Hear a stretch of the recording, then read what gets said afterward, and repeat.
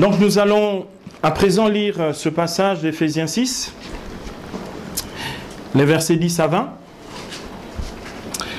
sur le combat spirituel. Nous allons rentrer de plein pied sur ce que l'apôtre Paul qualifie donc l'autorité spirituelle du chrétien. L'apôtre dit ceci en définitive: rendez-vous puissants dans le Seigneur et dans la vigueur de sa force. Revêtez l'armure de Dieu pour pouvoir résister aux manœuvres du diable. Car ce n'est pas contre des adversaires de sang et de chair que nous avons à lutter, mais contre les principautés, contre les puissances, contre les régisseurs de ce monde de ténèbres, contre les esprits du mal qui habitent les espaces célestes. C'est pour cela qu'il vous faut endosser l'armure de Dieu, afin qu'au jour mauvais, vous puissiez résister et après avoir tout mis en œuvre, restez ferme. Tenez-vous donc debout, avec la vérité pour ceinture, la justice pour cuirasse, et pour chaussure, le zèle à propager l'évangile de la paix. Ayez toujours en main le bouclier de la foi, grâce auquel vous pourrez éteindre tous les traits enflammés du mauvais. Enfin, recevez le casque du salut et le glaive de l'esprit, c'est-à-dire la parole de Dieu. Vivez dans la prière et les supplications, priez en tout temps dans l'esprit, apportez-y une vigilance inlassable et intercédez pour tous les saints. Priez aussi pour moi afin que me soit donné d'ouvrir la bouche pour parler et d'annoncer hardiment le mystère de l'évangile dont je suis l'ambassadeur dans mes chaînes. Obtenez-moi la hardiesse d'en parler comme je le dois. Amen. Amen. Amen encore. Amen. Bien-aimés, nous avons ici donc, si vous voulez, un enseignement complet sur le combat spirituel. Et en fait, le mot employé, on dit combat spirituel, mais le mot employé, comme on le voit ici dans Éphésiens 6, 12, le mot employé c'est lutte spirituelle. Il est écrit: ce n'est pas contre des ennemis de chair et de sang que vous avez à lutter. Donc il y a une lutte. Ce combat est une lutte. En fait, c'est un rapport de force. C'est ça une lutte. C'est une lutte dans laquelle on doit connaître l'ennemi et l'ennemi doit savoir à qui il a affaire.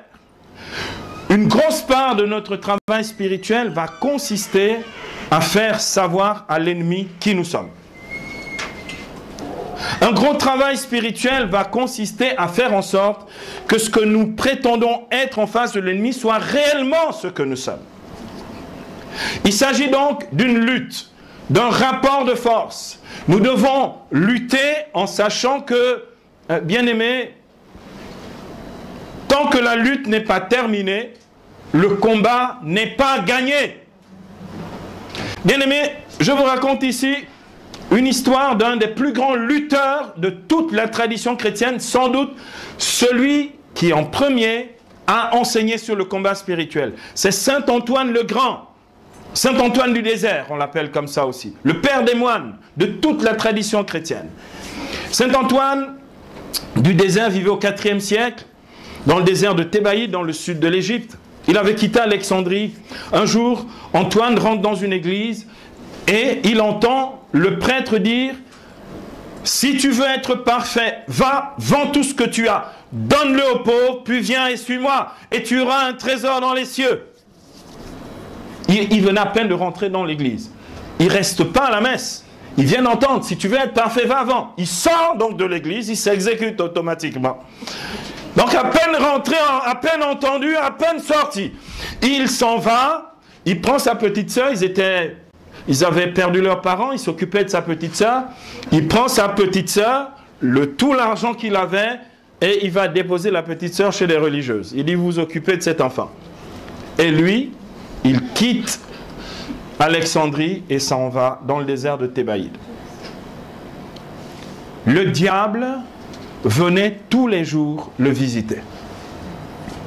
Tous les jours que Dieu fait, le diable venait. Et il venait avec des fantasmes. C'est-à-dire, fantasmas, ce sont des images, donc des illusions. D'accord? Tantôt, comme il jeûnait quasiment tout le temps, Saint Antoine jeûnait quasiment tout le temps, pour être fort dans le Seigneur, D'accord? Tantôt, le diable emmenait devant lui tous les meilleurs plats qu'il n'a jamais vus. Les coupés, les Nike, tous les plats, tous les trucs. Le démon venait, il exposait ça. Tantôt, le démon lui donnait la vision d'une belle plage avec des cocotiers. D'accord? Lui, il était en plein désert dans la chaleur. D'accord? Tantôt, le démon emmenait toutes les belles filles d'Alexandrie, habillées de manière à ce que Saint Antoine sache que ce sont des femmes. D'accord? Mais parce que des fois, on ne peut pas savoir. Mais là, il devait savoir. D'accord? Et bien aimé, aussi incroyable que cela puisse paraître, Saint Antoine est devenu saint. La puissance de cet homme a été le fait que le diable n'a jamais trouvé ses œuvres en lui et qu'il n'a jamais eu d'emprise sur lui. La puissance et la force d'Antoine, ça a été ce que je viens de dire. C'est une lutte. Tant que ce n'est pas terminé, ce n'est pas gagné. Il était sur la fin de sa vie. Le diable vient pour un ultime round et il lui dit: Antoine, tu m'as vaincu. Et Saint Antoine lui dit: non, diable impur, c'est pas terminé. Je t'aurais vaincu 15 minutes après ma mort. Il y a des chrétiens dans le coin. Bien-aimé, c'est une lutte. C'est un rapport de force. Ça veut dire, et c'est ce que dit l'Écriture ici, à propos de cette autorité qui est la nôtre, elle est non seulement garantie, mais elle est réelle, mais cette autorité peut être affaiblie. Vous avez la possibilité, vous avez quelqu'un qui a de l'autorité, on peut affaiblir quelqu'un qui a de l'autorité. On peut affaiblir votre autorité spirituelle. Et le diable, qui est un menteur sur nos vies, joue d'abord ce rôle. Son premier rôle, c'est d'affaiblir ton autorité. Voilà pourquoi, pour que nous puissions nous ressaisir, l'apôtre dit ceci: en définitive, s'il y a un engagement à prendre sur le plan spirituel, rendez-vous puissants dans le Seigneur et dans la vigueur de sa force. J'ai regardé le texte grec tout à l'heure avant de venir, comme il est écrit. En fait, il est écrit en grec: rendez-vous puissants dans le Seigneur et dans la vigueur de sa force. Ça veut dire, en fait, c'est une activité qui est la nôtre. Fortifiez-vous. Vous savez, comme quelqu'un, un lutteur, c'est une lutte spirituelle. Un lutteur doit faire des exercices de lutte. Il doit même faire des simulations pour savoir comment attraper l'ennemi et le faire tomber. Rendez-vous puissants dans le Seigneur. Ça veut dire, bien-aimés, quelques-uns ici n'ont aucune résistance. Pendant le carême, on vérifie ça. Tu commences, tu jeûnes, bon, le mercredi décembre, tu fais un petit effort. Après, le Seigneur te dit, bon, ben, jeûne au moins tous les vendredis du carême, au moins cela. Tu jeûnes 2 vendredis du carême. Tu ne te fais pas d'exercice spirituel. Parce que certains démons, comme dit Marc 9, 29, ne se chassent que par le jeûne et la prière. Donc, si tu veux être fort, il faut te fortifier dans le Seigneur. L'expression qui est employée ici, c'est se fortifier puissamment. Le terme, c'est dynamis, celui que nous avons déjà entendu et nous avons découvert lorsqu'on parlait de la venue du Saint-Esprit dans Acte 1.8. Vous allez recevoir une dynamis, une puissance ou un pouvoir, une autorité qui surviendra sur vous. C'est le Saint-Esprit.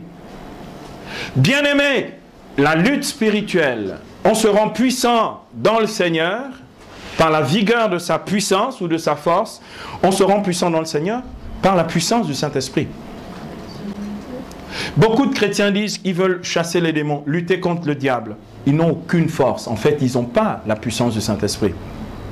La force spirituelle, c'est un combat de nature spirituelle. Ce n'est pas un combat contre la chair et le sang. Pour que ce soit un combat de nature spirituelle, il faut que notre nature soit véritablement dans le spirituel. Et la force d'en haut, plus puissante que toutes les hordes de démons qu'il y a dans l'univers, c'est la puissance du Saint-Esprit. Pourquoi? Le diable est une créature, le Saint-Esprit est Dieu. Quand je suis rempli du Saint-Esprit, le diable le sait et il me craint. Si je ne suis pas rempli de la force d'en haut, qu'est-ce que tu veux qu'il me craigne? Se rendre puissant dans le Seigneur et dans la vigueur de sa force. Si tu veux par exemple faire des exercices spirituels comme la constance dans le jeûne, la constance dans la prière, etc., etc., pour que tu y arrives, il te faut être rempli du Saint-Esprit.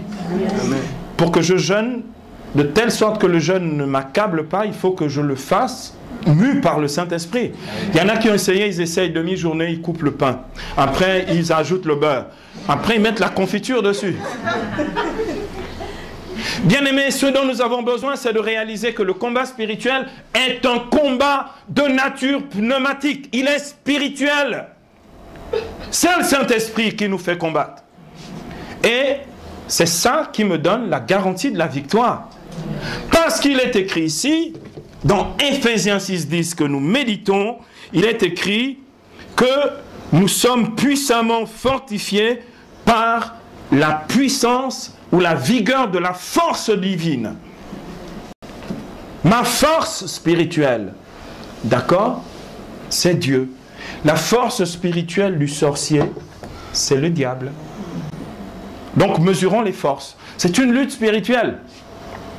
Vous avez des endroits, et il m'est arrivé, bien aimé, je suis chrétien depuis 32 ans, il m'est arrivé d'arriver dans certains endroits, les gens se lèvent et ils partent. Dans ma propre famille de sorciers.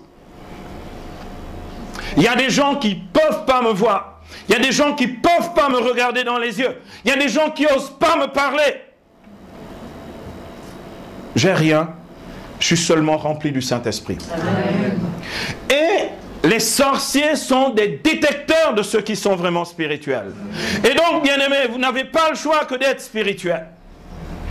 Nous n'avons pas le choix que ça. Ça veut dire, bien-aimés, comprenons-le bien. Nous avons la puissance d'en haut, cette force du Saint-Esprit qui nous donne la puissance de Dieu dans le combat spirituel. C'est ce que dit ce passage, ce verset 10 que nous méditons, que je relis ici. Rendez-vous puissants, ou fortifiez-vous puissamment dans le Seigneur, dans la vigueur de la force de Dieu, ou la force divine, du Saint-Esprit. D'accord? Donc, bien-aimés, ne pensez pas que l'expérience du Saint-Esprit, c'est juste un peu de chatouillis, un peu de chair d'ampoule, un peu de temps en temps de repos dans l'esprit, un peu de rafraîchissement. Non, le don du Saint-Esprit nous est accordé par le Seigneur pour que nous soyons parés au combat. Il y a des chrétiens dans le coin. C'est d'abord pour ça, bien-aimés, excusez-moi, Dieu nous a donné énormément de dons pour que nous soyons comblés de lui. L'Eucharistie, des frères, l'Église, etc., la parole. Pourquoi nous devons être remplis du Saint-Esprit? Pas seulement couverts, remplis du Saint-Esprit, c'est pour être puissamment fortifiés de la vigueur de sa force, comme dit l'apôtre Paul ici. Amen. Donc nous allons voir maintenant, bien-aimés, ce qui nous affaiblit spirituellement. Le cours que je fais a deux parties. Le premier point que nous allons voir à présent, nous aurons à chaque fois deux parties. Le premier point,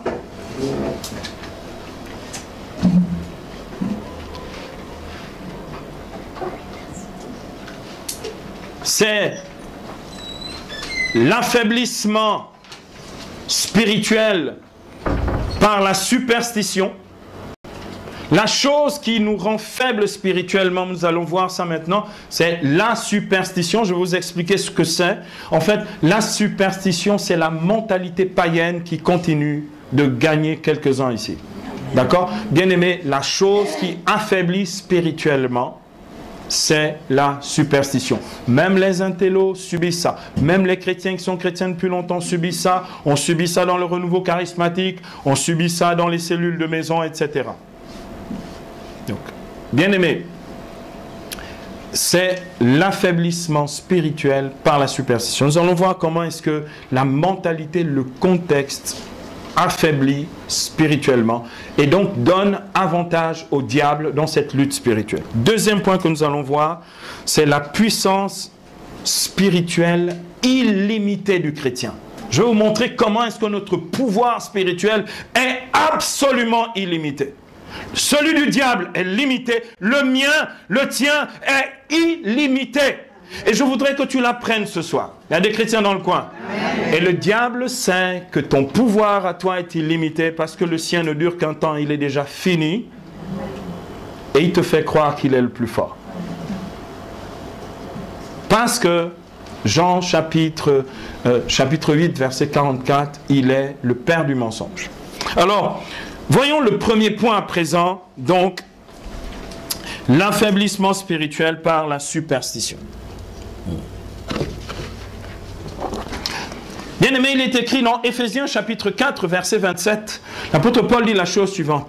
Paul dit, ne donnez pas de prise au diable. Ne donnez pas de prise au diable. Ça veut dire quoi? Je suis chrétien, malgré ma bonne volonté, malgré ma bonne foi, j'ai des attitudes, des manières de penser, des manières de faire qui donnent prise au diable et qui font croire au diable. Et le diable ensuite me renvoie le message, m'envoie un SMS pour me dire « Je suis plus fort que toi. » D'accord? Bon, comme il n'a pas mon numéro de téléphone, je ne reçois pas ce genre d'SMS. Donc, bien aimé, il faut comprendre que notre manière de penser, notre manière de parler, même du démon, d'accord, lui donne de l'emprise sur nous. L'attitude victimaire des chrétiens qui passent leur temps à se croire persécutés. Quand tu penses que tu es tout le temps persécuté, il y en a qui ne parlent que de ça. Mais de temps en temps, est-ce qu'il n'y a pas un bon témoignage qui peut sortir aussi de ta bouche?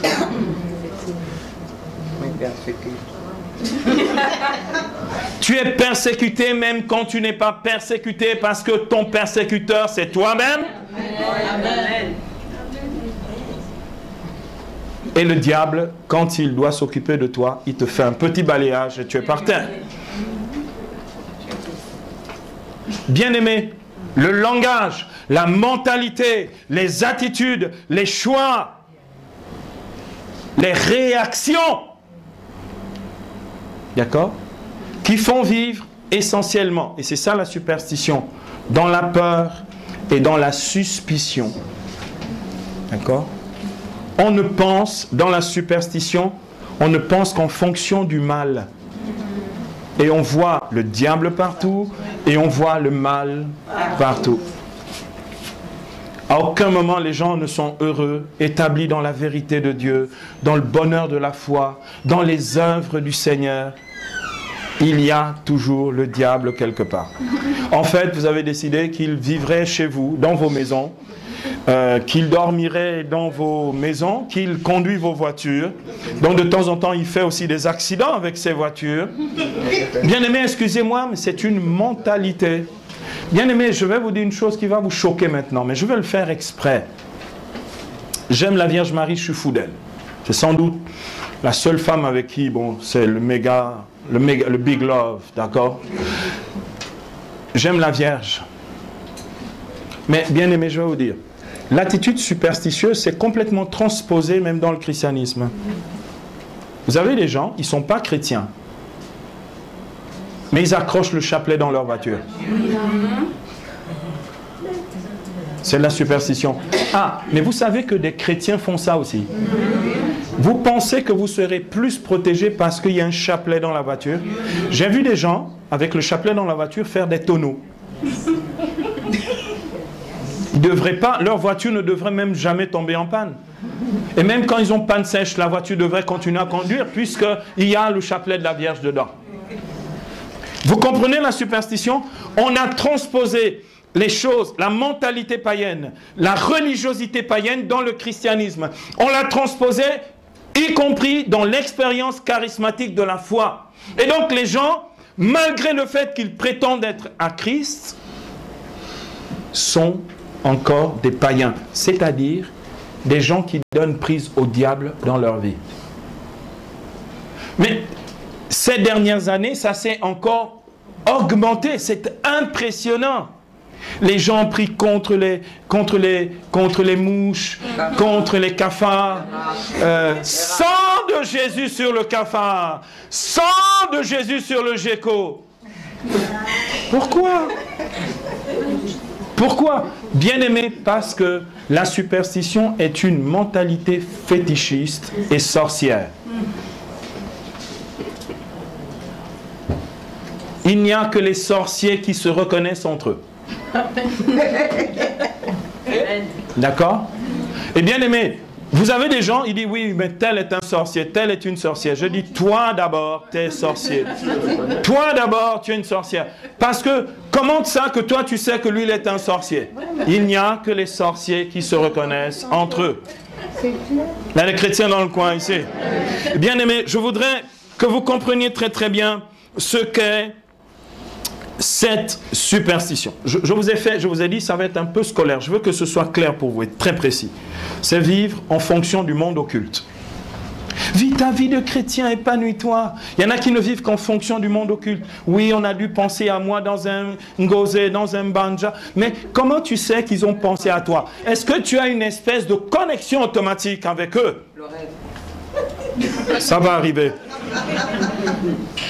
Vivre en fonction de l'occulte. Deuxièmement, interpréter sa vie négativement sur la base des réalités de la magie ou de la sorcellerie. Oui, on me fétiche. Comment tu sais? Ça ne va pas dans ma vie. Je ne trouve pas de mari, donc on me fétiche.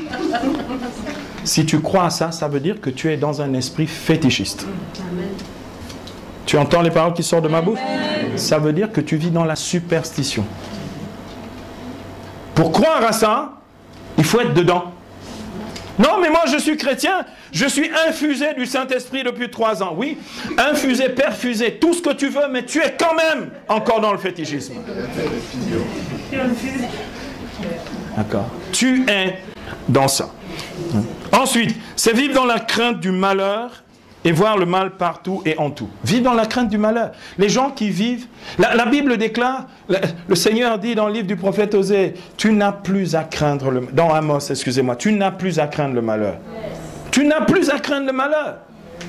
Pourquoi tu crains le malheur? Tu n'as plus à craindre le malheur.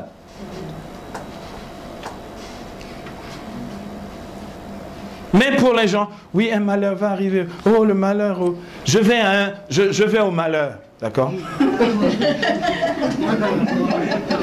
Non, tu vas pas à un décès. Quelqu'un est décédé. C'est ça. Décédé.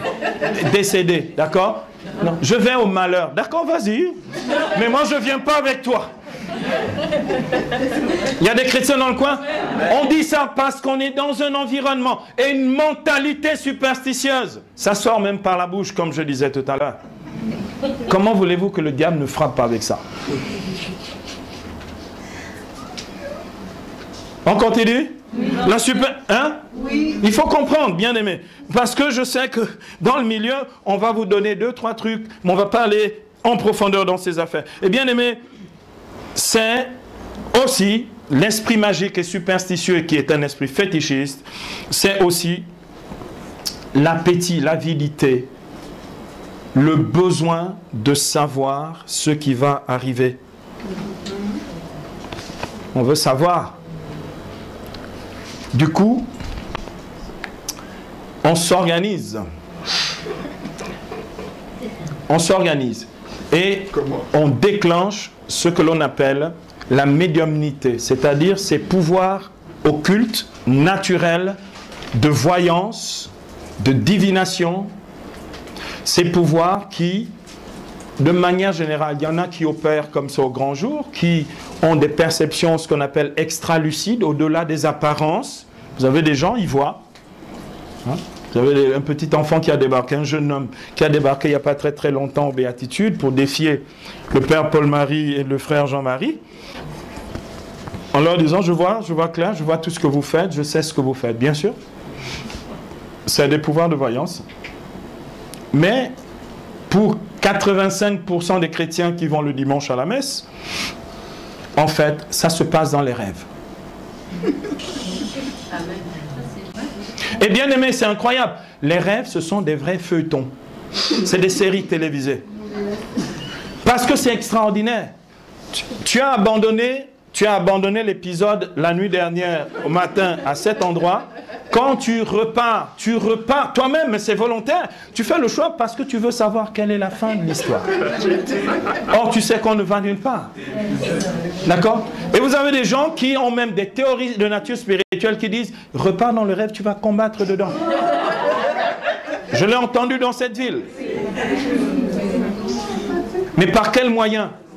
Par des pouvoirs occultes de divination. On est dans des rêves de nature prémonitoire et divinatoire. J'ai déjà enseigné là-dessus, le lien des rêves. Et donc, bien aimé, allez-y écouter cet enseignement parce qu'il est précieux. Il vous apprend que un des moyens, une des formes d'emprise du diable sur les chrétiens, c'est par le moyen des rêves.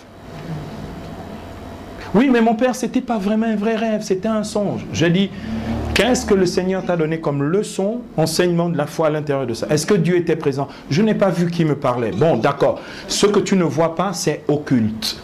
Occulta, c'est ce que l'on ne voit pas. Il y a des chrétiens dans le coin ici? Donc, bien aimé, comme je l'ai dit, la superstition va conditionner vos vies dans la suspicion des personnes, de certains membres de vos familles. Bien-aimés, écoutez, quand on est puissamment fortifié dans le Seigneur, on ne craint aucun mortel. Bien-aimés, ce sont eux qui doivent incliner la tête devant nous. Je salue les sorciers et les sorcières, et leurs mains tremblent quand je la touche. Bien-aimé, je vais vous dire, la superstition va jusqu'à... Vous avez des gens qui disent, oui, mais mon père, c'est incroyable.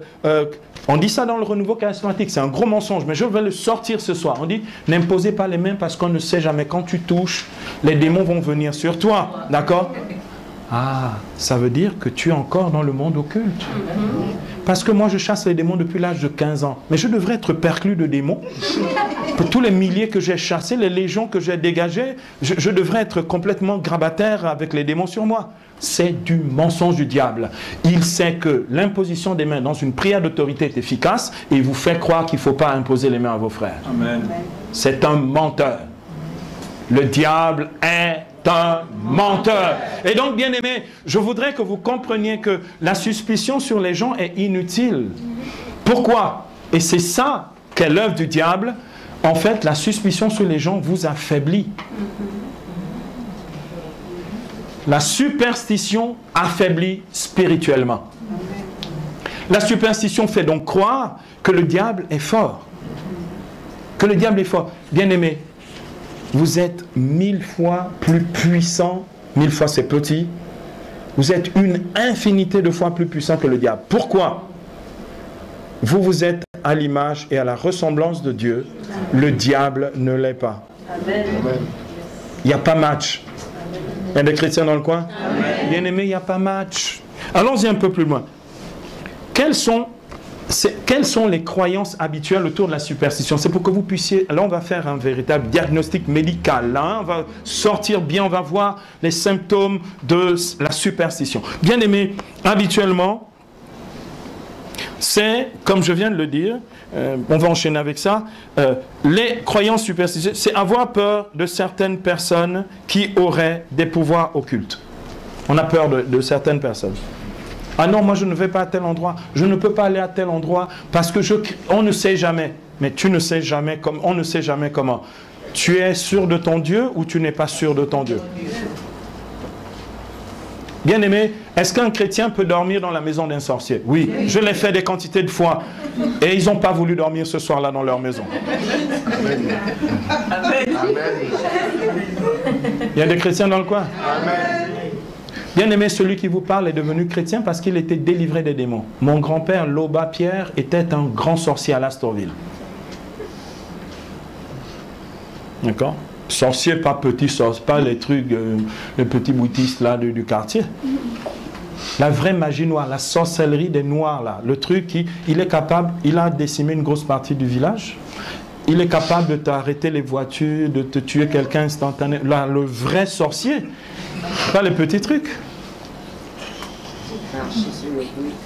Bien aimé, mon grand-père, Loba, disait qu'il avait donné sa vie à Tchabiri. Dans ma langue, à moi, Tchabiri, chez moi, c'est le diable. C'était pas ambigu. C'est pas le petit butiste du quartier.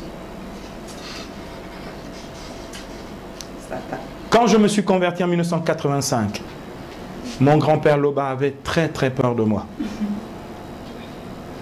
Et on a lutté une nuit entière. J'avais 17 ans, en 1987. Le lendemain, il est mort.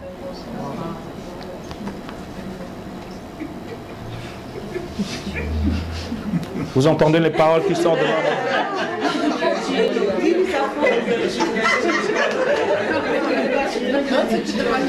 Avoir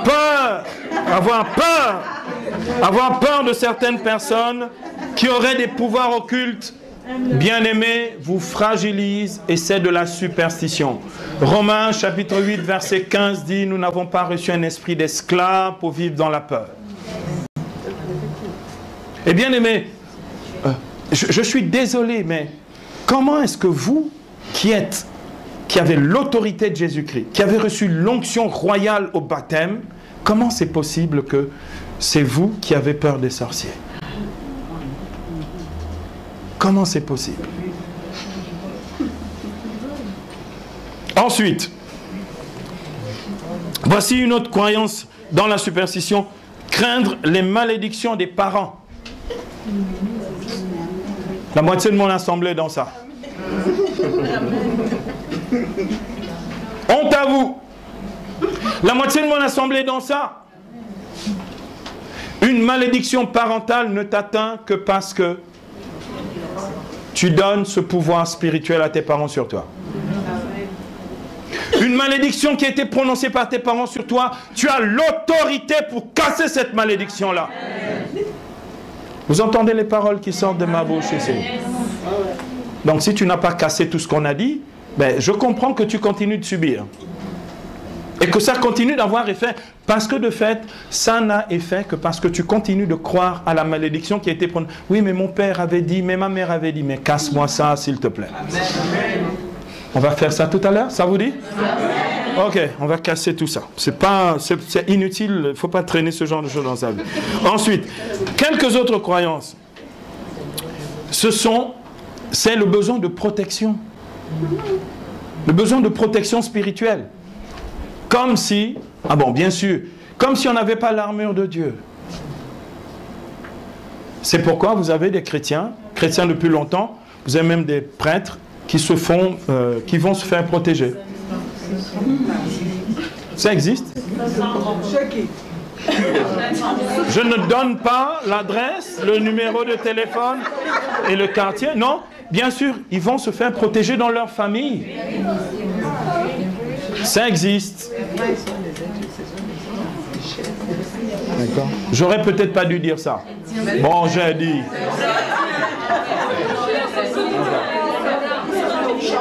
Bien-aimés, continuons. Regardez. Les croyances superstitieuses, c'est bien entendu aussi les pratiques fétichistes. En fait, je vais vous dire une chose. Dans le fétichisme, il ne se produit rien. Le fétichisme est un détournement de la foi. Le fétichisme, c'est essentiellement de l'idolâtrie. Qu'est-ce que vous idolâtrez dans le fétichisme? Ce n'est pas l'initiation ou le corps qu'on lave, etc. Ce que vous idolâtrez dans le fétichisme, c'est la chose que vous espérez obtenir. Tu vas idolâtrer l'obtention du mari, tu vas idolâtrer l'argent pour obtenir l'argent. C'est de l'idolâtrie. C'est un détournement de la foi. Et de temps en temps, ça marche. Pourquoi? De temps en temps, ça marche parce que tu as tellement cru à la chose qu'elle vient. Mais, bien aimé, je vais vous dire, le fétichisme, c'est 1% de réussite sur 99% d'échecs, c'est-à-dire où vous gaspillez de l'argent. Le fétichisme ne fonctionne pas. Le fétichisme est un leurre. Le fétichisme est un leurre superstitieux comme... Est-ce que... quand vous, attendez, il y a plein ici, là, ils aimaient aller voler les mangues dans le voisinage. Et on fabriquait quoi? Des fétiches, c'est-à-dire un faux machin dans un truc, le chiffon, rouge ou noir, et qu'on le raccrochait.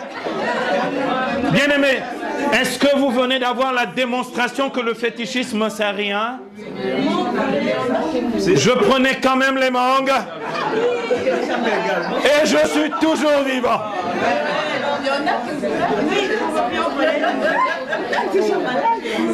Ségolène, arrête de m'insulter. Bien aimé, Bien aimé, vous savez pourquoi les gens tombent malades? Parce que la superstition est un conditionnement. Vous avez des gens qui tombent malades alors qu'ils ne le sont pas. C'est purement psychosomatique. Et donc, ça c'est l'œuvre de la superstition. En fait, on a entretenu nos villages, nos quartiers dans la peur, sur la base d'un esprit, d'une mentalité superstitieuse. Beaucoup de chrétiens ont continué de la transporter, d'accord? Je vais vous donner d'autres éléments ici de croyances superstitieuses. Ne pas manger certains aliments. C'était une bande de vieux jaloux dans les villages, d'accord, qui avaient décidé que l'antilope, c'était tellement bon pour eux. Bien aimé, la force du truc, c'est l'assassinat.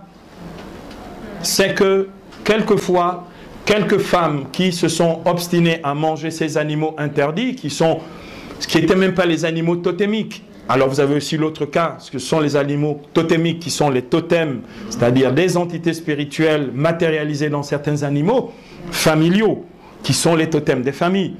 Mais là je parle des animaux il paraît que les femmes ne doivent pas manger certains animaux, on ne sait pas pourquoi. Bien aimé, quelquefois on a empoisonné certaines femmes, elles sont réellement mortes, et on a fait la démonstration que c'est parce qu'elles ont mangé tel animal. En fait, le fait d'avoir mangé l'animal ne les a pas tués, c'est le poison qui les a tués. Et donc on a entretenu des villages entiers dans la peur, c'est de la superstition. Vous entendez les paroles qui sortent de ma bouche ici ce soir? Je veux que vous entendiez bien. Ensuite, bien aimé, ne pas faire certaines choses à certains moments, particulièrement la nuit. Comme si on ne doit pas respirer la nuit. D'accord? S'il vous plaît, arrêtez la superstition. Je vais parler ici. Bien aimé, il y en a qui ne balaient pas la nuit. On ne ramasse pas certaines choses la nuit. D'accord? Il y a certaines choses qu'on ne fait pas. Je ne sais pas. Parce que si c'est par terre... Bien aimé, écoutez bien, je vous ai dit, écoutez bien, c'est moi qui parle. Ne me dissipez pas le cours, je suis en train d'enregistrer. Bien aimé, je suis en train de dire la chose suivante. Si vous faites des commentaires, vous ferez après. Amen. Moi, si j'étais vous, j'aurais déjà éliminé ça de ma vie. Bien aimé, je vous assure, c'est de l'autoconditionnement à la pauvreté. Ce n'est pas le fait que je pose le sac qui me rend pauvre. C'est que je crois. C'est parce que j'en ai fait une croyance que je deviens pauvre. Amen.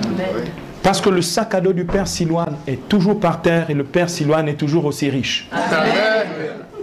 D'accord. Faites comme moi. Bien aimé, si c'est pour des raisons de propreté, pour ne pas salir le sac, oui, bien sûr, mettez le sac dans un endroit correct. Mais si c'est pour des raisons de superstition, bien aimé, regardez une autre. Je vais vous citer encore deux rapidement, allez, juste pour rigoler. Bien aimé, on ne met pas l'enfant sur la table. Vous savez pourquoi? Il va devenir un voleur. Bien aimé, je vais vous dire, la quantité de voleurs qui sont dans Libreville ne sont pas devenus voleurs parce qu'on les a mis sur la table. Juste parce qu'ils sont pervers dans leur tête et ils ont décidé que pour vivre, il fallait qu'ils prennent les choses des autres. Ce n'est pas parce qu'ils étaient sur une table. C'est un mensonge, c'est de la superstition. Mais on peut aussi conditionner les enfants en disant, oui, quand tu étais enfant, on t'avait mis sur la table, donc tu m'ouvres la porte au vol. Bien aimé, c'est très important ce que je suis en train de dire. Cette mentalité-là donne une telle prise au diable. Et le diable va transformer quelqu'un qui en soi n'est pas un voleur, parce que la vocation de l'homme, ce n'est pas le vol, pour en faire un voleur. C'est une porte d'entrée. Ça veut dire que on donne prise au diable. Bien aimé, je voudrais que vous puissiez comprendre aussi que dans les croyances superstitieuses, vous avez des personnes qui, aujourd'hui, par exemple, ont décidé de ne jamais conduire de voiture. C'est la superstition. Parce que dans ma famille, tout le monde meurt par accident. Donc tu as décidé pour toi-même, autoconditionnement, que tu mourras par accident. Donc, un jour, pendant que tu es au volant et que la pensée te traverse, tu es capable de perdre le contrôle de ta voiture. Personne n'a rien fait. Le diable n'était pas là-dedans. Et tu fais un accident. C'est de la superstition. Le diable aime quand il y a ce flou-là dans l'esprit et la tête des gens, dans l'environnement culturel des gens. Parce que ça, c'est du pain béni pour lui. C'est là où le diable est capable d'emmener le pire. D'emmener l'idolâtrie, d'emmener le fétichisme, d'emmener la sorcellerie, d'emmener la domination des gens les uns contre les autres. Il ne faut pas que les femmes mangent ceci, etc. D'emmener la domination aussi sur le plan vraiment de la sorcellerie où il y en a quelques-uns qui victimisent les autres. C'est-à-dire, c'est un jeu de pouvoir sur les gens. Des familles entières, des clans entiers. Vous avez des fois, une personne, il dit, oui, c'est moi qui ai les ossements des grands-parents. D'accord? Je dis, et alors? Et alors, ça fait quoi? Tu as de la pourriture chez toi. Et alors? D'accord? Parce que les ossements des grands-parents ne te donnent aucun pouvoir. C'est que des ossements. Tu veux que tu veux qu'on voit? Emmène ça, je vais te brûler ça avec du pétrole, tu vas voir. Parce que c'est des ossements. Vous entendez les paroles qui sortent de ma bouche? Il y en a qui disent, ossements. Bien aimé, je vous assure, vous avez quelques-uns qui, du coup, prennent le pouvoir sur des familles entières. Parce qu'ils ont les ossements des grands-parents ou des arrière-grands-parents. Et alors, c'est quoi? C'est que des ossements. Le diable peut se servir de ça pour investir des familles qui font en sorte que ces ossements deviennent des objets sacrés, donc des reliques païennes, et qui font en sorte que ça devient une espèce de réceptacle d'entités maléfiques. Mais en soi, ce n'est pas les ossements, c'est le diable. Il y a des chrétiens dans le coin? Amen. Moi, je brûle les ossements. Amen. Il y a des chrétiens dans le coin? Amen. Si vous ne savez pas où les faire brûler, j'ai un incinérateur. Alors, bien aimé, ensuite, la mentalité superstitieuse, donc les croyances superstitieuses, c'est la croyance dans le pouvoir des rêves. La croyance dans ce que l'on voit dans les rêves. J'ai vu, donc c'est vrai. Oui. Si tu ajoutes foi à ce que tu as vu dans les rêves, ça va s'accomplir. Le problème, c'est que quand ça ne s'accomplit pas une fois, quand ça s'accomplit 2 fois, tu as envie de continuer d'y croire. C'est le pouvoir séducteur de Satan par le moyen des rêves. Oui, mais mon père, c'est déjà arrivé. Mais continue. Bien aimé, je vais vous dire une chose. Ça va vous étonner? Je ne rêve pas. Mais je me porte bien, je suis en bonne santé psychique. J'ai aucun problème. Est-ce que vous pouvez ne plus rêver? Bien sûr que oui. J'ai fait un enseignement là-dessus. Je vais faire du commerce. Je l'emmènerai la prochaine fois pour que vous puissiez l'acheter. Parce que je ne vais pas recommencer à aborder les mêmes sujets à chaque fois. Donc, alors, avoir foi dans les rêves est une mentalité superstitieuse et fétichiste. Je sais, vous avez beaucoup de mal avec ça, mais écoutez, moi, il en va de la bonne santé psychique et spirituelle des uns des autres. Hein, c'est comme vous voulez. Vous avez des gens, ils ne vivent pas. Vous avez des gens, ils ne sortent pas de leur maison. Parce que ce que j'ai rêvé là, ça va se réaliser. Est-ce que vous voyez comment est-ce que les gens sont conditionnés? Comment ils sont tenus captifs par l'ennemi? Il y a de la place ici, il y a de la place là, il y a de la place là. Bien aimé, je vais terminer ici pour ces croyances superstitieuses. La dernière grande chose qui est vraiment la plus fatale dans la superstition, d'accord, c'est donner plus de pouvoir au diable ou au sorcier qu'à Dieu. Et bien aimé, c'est incroyable. Mais les chrétiens sont comme ça. Quelques-uns que je fréquente et que j'ai la tentation des fois de plus fréquenter sont comme ça. Oui, non, mais le diable est fort. Tu ne peux jamais confesser ça de ta bouche. Amen. Tu ne peux jamais confesser ça de ta bouche. Bien-aimé, et il y en a qui, tu peux leur dire, frère, je t'assure, simplement tu te lèves la nuit, tu commences à réciter le credo. Le diable s'enfuira loin de toi. Tu te lèves la nuit, tu commences à réciter juste un psaume. Le Seigneur est ma lumière et mon salut, de qui aurais-je crainte? Le Seigneur est le rempart de ma vie, devant qui tremblerai-je? Quand s'avancent les méchants contre moi, ce sont mes ennemis, mes adversaires qui chancellent et qui succombent. Le psaume 27. Quand Satan attend ça, il dit, le gars là, il a dit, faut pas que je m'approche. Il y a des chrétiens dans le coin. Et bien aimé, vous allez apprendre, je vais vous apprendre ces choses-là pour chasser les démons. On n'a même pas besoin de crier. On n'a même pas besoin de dire au nom de Jésus. Parce que le nom de Jésus est sur nous. Et le diable le sait. Et il sait que l'autorité que j'ai, c'est celle du nom de Jésus. Et bien aimé, il suffit que je dise la parole de Jésus. Regardez dans le désert. Regardez dans Matthieu 4 ou dans Luc 4. Lorsque Jésus chasse les démons. Luc 3, pardon. Lorsque Jésus chasse les démons, le diable, quand il vient pour les épreuves du désert, il y a un moment où Jésus crie, où Jésus dit les Écritures, c'est-à-dire il impose la vérité, nous le verrons comme arme de la foi, il impose la vérité de la parole, le diable utilise la même parole mais à faux, il impose juste la vérité de la parole, le diable épuise toutes ses tentations et il dégage tout seul. Lis la Bible. Lis la Bible la nuit. Lis la Bible avant de te coucher. Il n'y aura aucun esprit autour de toi. Amen. Ni dans ta maison, ni nulle part. Et bien aimé, c'est très important. Maintenant, je vais terminer cette partie. Quelles sont les conséquences négatives de la superstition? Je vous donne rapidement quelques conséquences. Je vais juste faire une énumération. Les conséquences négatives. Et bien aimé, bien entendu, ça part... la première conséquence négative, ça vous fait vivre dans la peur. La superstition fait vivre dans la peur. Si tu vis dans la peur, si tu as peur de tout, tu as peur des autres, tu as peur des lézards, tu as peur des démons, etc.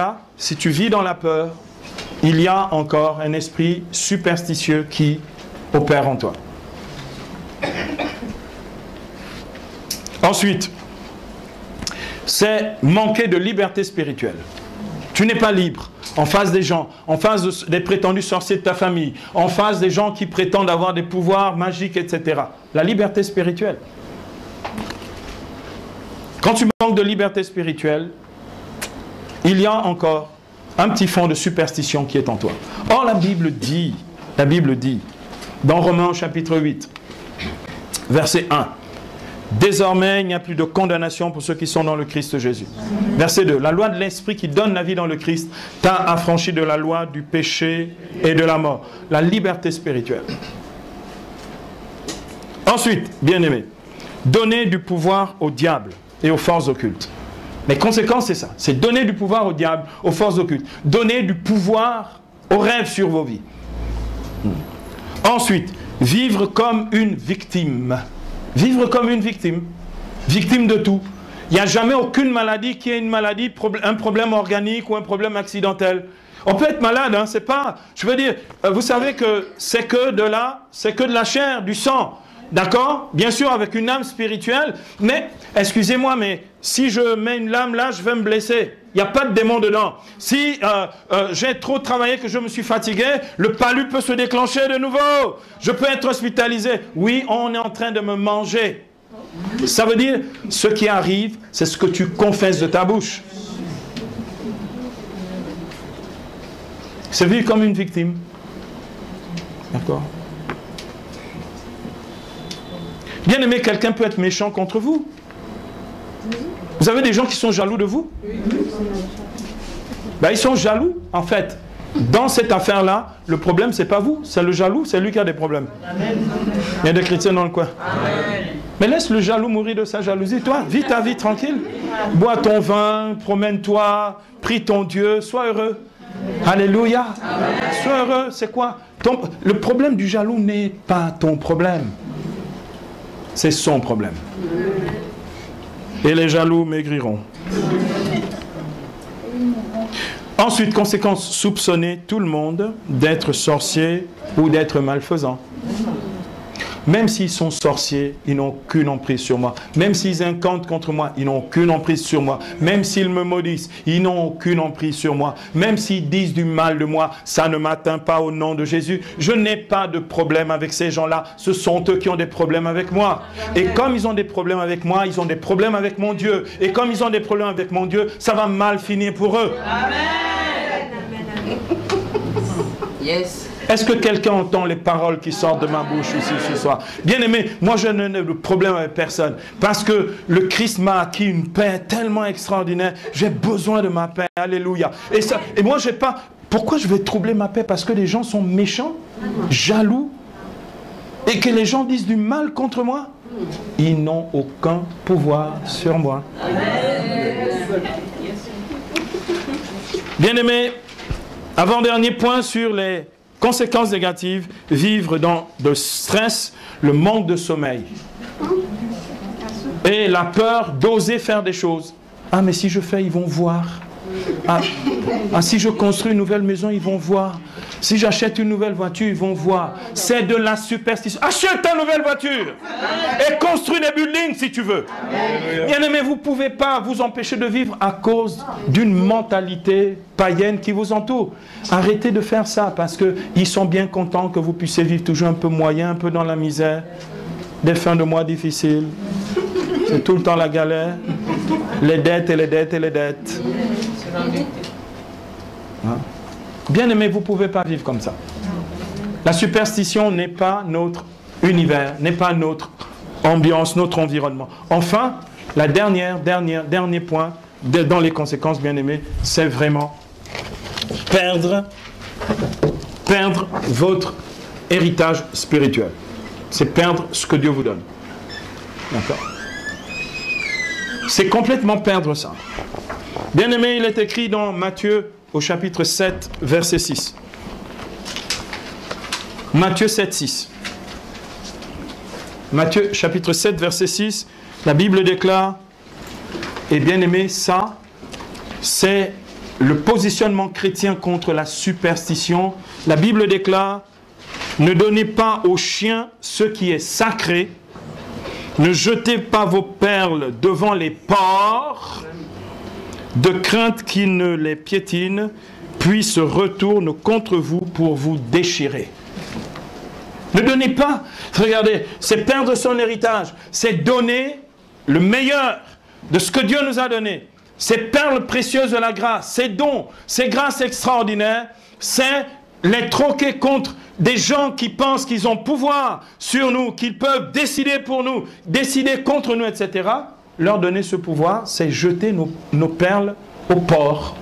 Vous connaissez l'histoire des porcs, du possédé de Gerasa, d'accord, la légion de démons. Et bien aimé, Dieu nous dit de ne pas donner les choses saintes de nos vies, la sanctification, la grâce de salut que Dieu nous a acquis, la vie nouvelle qui est en Christ, notre autorité spirituelle, on n'a pas à le donner aux chiens.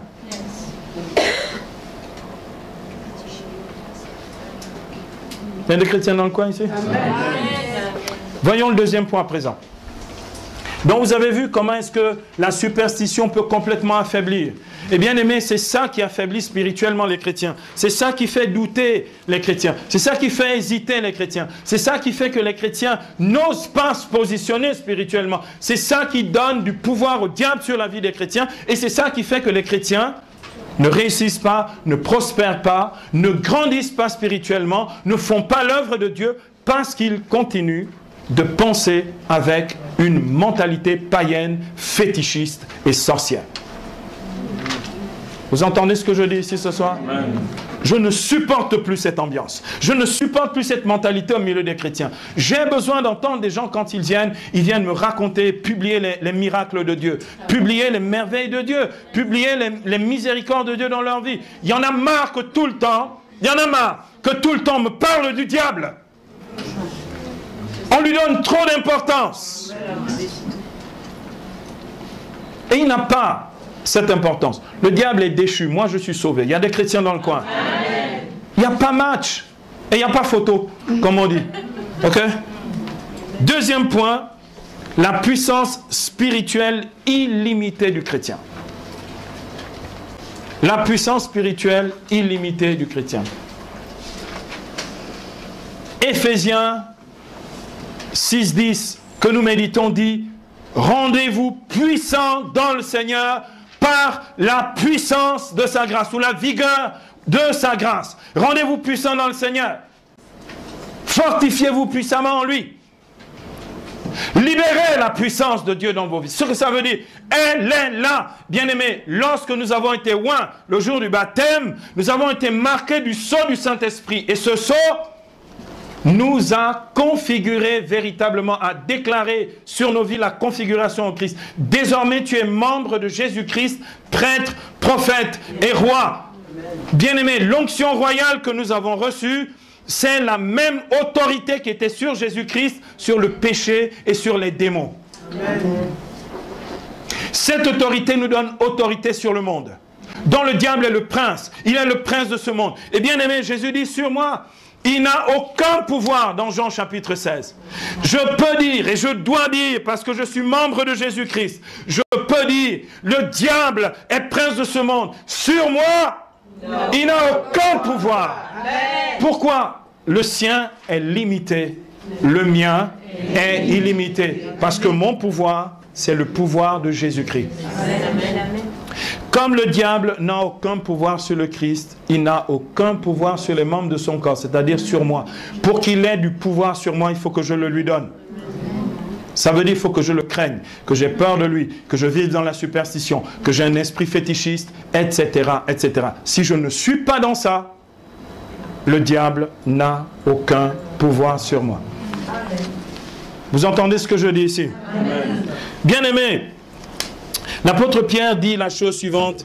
Je citais tout à l'heure 1 Pierre 5, versets 8 à 9. L'apôtre Pierre dit, j'aimerais que vous puissiez l'entendre, il dit, soyez sobres, veillez, votre partie adverse, votre ennemi, le diable, comme un lion rugissant rôde, cherchant qui dévorer.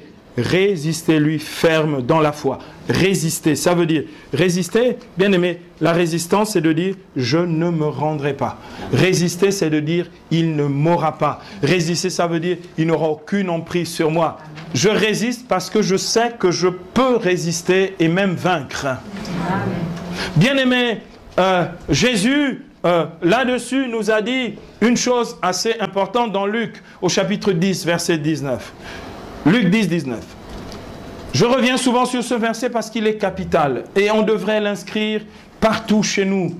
D'accord? Je vous ai donné toute autorité ou tout pouvoir. Bien aimé, c'est ça le pouvoir illimité. Il ne dit pas je vous ai donné un pouvoir. Je vous ai donné peut-être un pouvoir sur les maladies ou je vous ai donné un pouvoir sur, je ne sais pas moi, sur les situations de détresse. Non, je vous ai donné tout pouvoir. Panta, la totalité du pouvoir.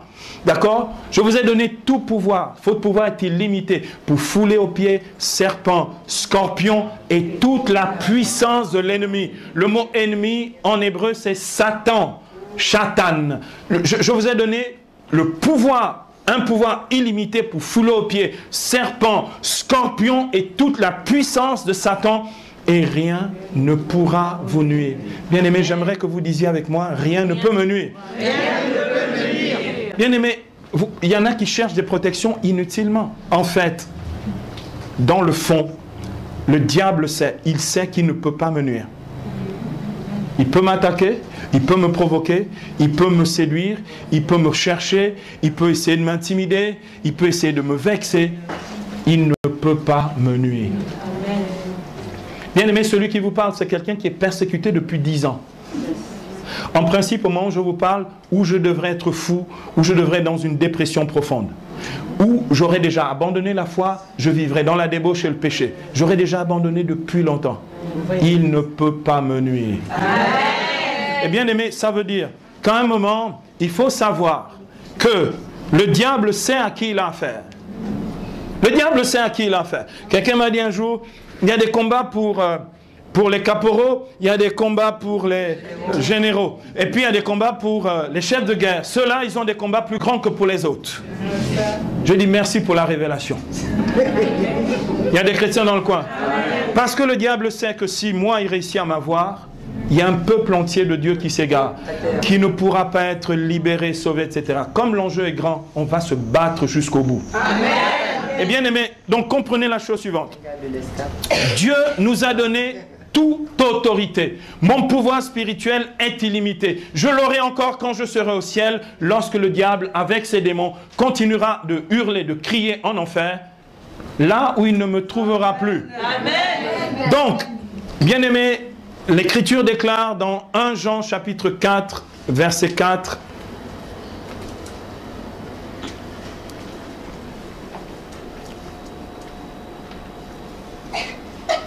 celui qui est en vous,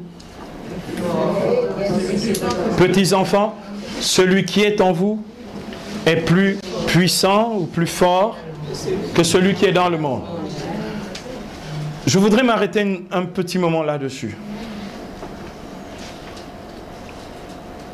Bien-aimés, il faut que vous compreniez que vous pouvez à tout moment, pour toute circonstance, pour tout problème de votre vie, vous pouvez vous positionner parce que la puissance de Dieu est en vous. Amen.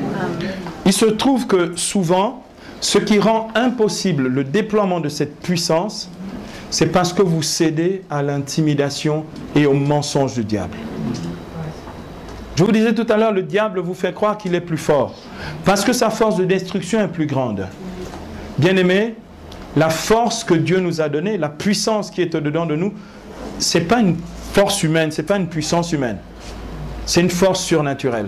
On raconte dans les mémoires des martyrs, des premiers chrétiens, que c'était souvent des enfants ou des femmes. Une fois, c'était une femme enceinte, où les bourreaux lui disaient tu vas voir maintenant, tu te dis chrétienne, on va bien te faire souffrir.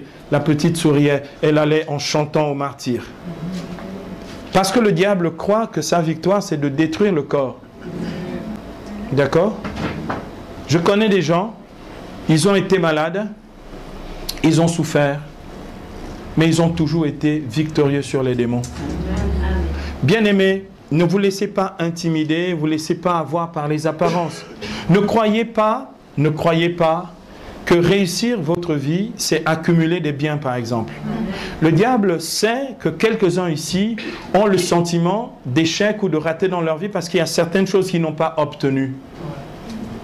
Et il vous fait vous sentir faible à cause de ça. Je prends un exemple. Une femme qui n'a pas d'enfant ou une femme qui n'a eu qu'un enfant peut se dire qu'elle est faible, qu'elle n'a rien, que sa vie n'est rien.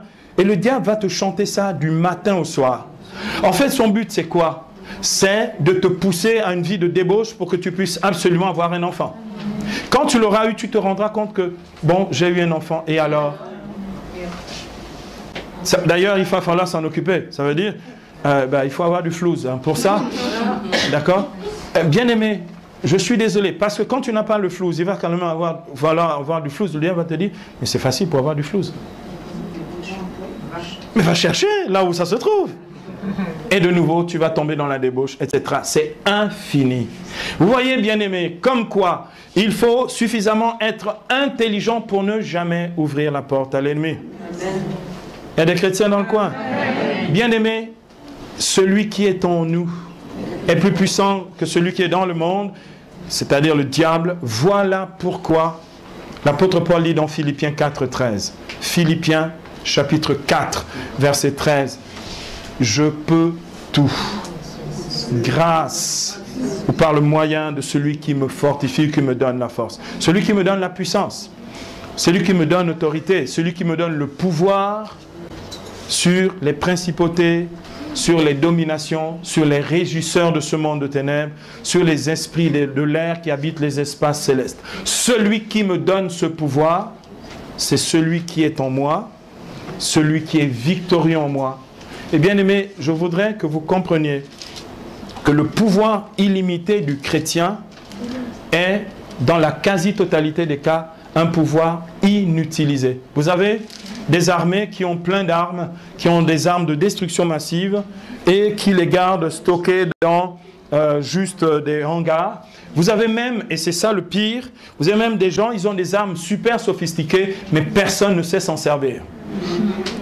Ils font le malin en disant, oui, notre pays a des armes, machin. Oui, mais qui sait? C'est bourré d'électronique là-dedans. Personne ne sait s'en servir, c'est une bande d'ignards. Il ne suffit pas d'avoir des armes, il ne suffit pas d'avoir le pouvoir, il ne suffit pas d'avoir la puissance spirituelle illimitée du chrétien. Il faut savoir l'exercer. Bien-aimés, c'est ce que nous ferons. Nous apprendrons pendant ces prochaines leçons sur le combat spirituel. Que le nom du Seigneur soit béni. Amen.